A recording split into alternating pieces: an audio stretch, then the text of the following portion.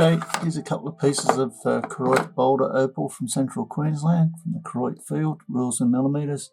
Materials wetted to help show the colours a bit better. We're going a bit closer. Okay, I've gone in a bit closer. First piece, you can see the outside of the nut there. It's been cut through, sliced.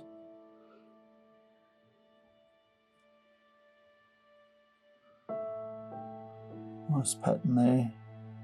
Not a lot of colour. The price reflects that. Still make interesting stone. This piece, some colour over this side. Nice pattern. The white that you're seeing there's the light reflecting. There's a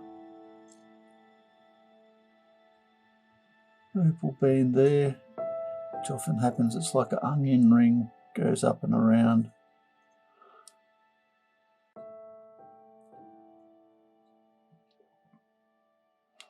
Over here's some nice colour.